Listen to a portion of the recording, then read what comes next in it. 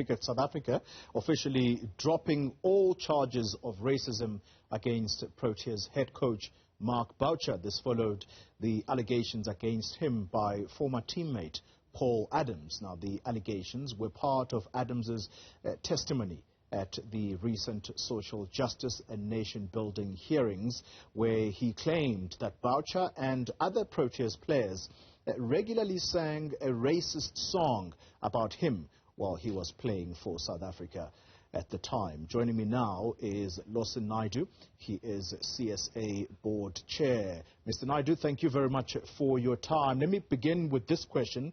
Paul Adams recently withdrawing from testifying at the disciplinary hearing against Boucher.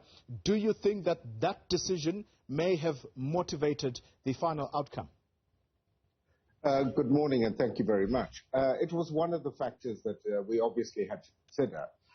In consultation with our legal team over the last few days, we had weighed up the evidence that was available to Cricket South Africa to pursue the charges that had been brought against Mr. Boucher in respect of the tentative findings of the social justice and nation-building process, as well as some other issues that had come to light before the board.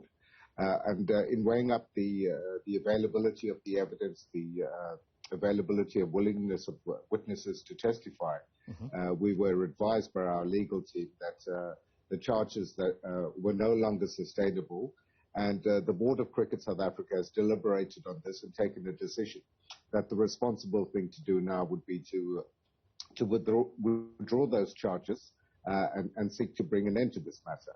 But having said that, I think we must be, and we are very cognizant of the fact that the SJN process was a critically important one for the rehabilitation of cricket in South Africa. It's pointed out many of the shortcomings in the game, many of the aspects of discrimination that persist within cricket in South Africa, and which we as a board now have a responsibility to ensure does not happen again.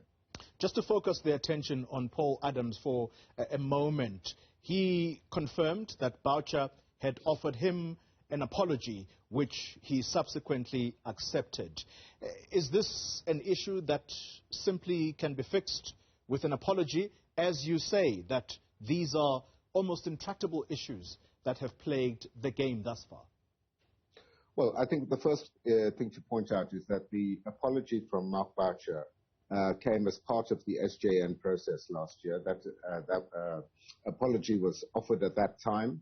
Mr. Adams has subsequently indicated that he accepts the apology, that he raised the issue not motivated by attacking Mr. Boucher in any way, but simply wanting to state his story, his truth, what he experienced, so that nobody else would have to endure that again. As I say, Paul Adams has accepted that.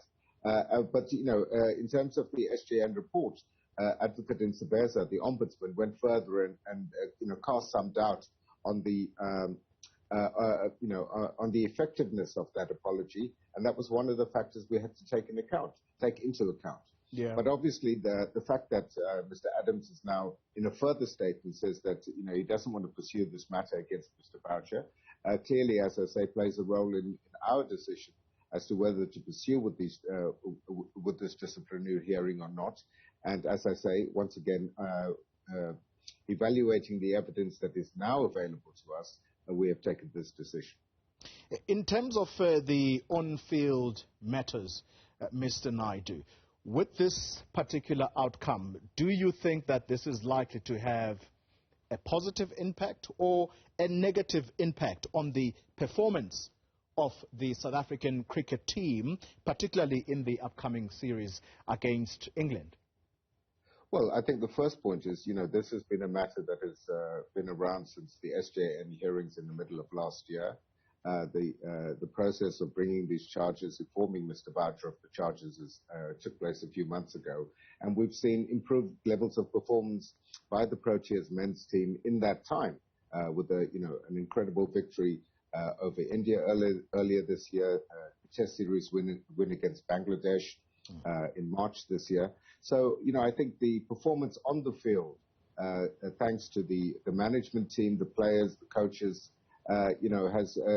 has transcended these issues. So I think we can certainly look forward to continued improvements, improved performances on the field of play, and certainly looking forward to the Test series and the series against England in July, August this year.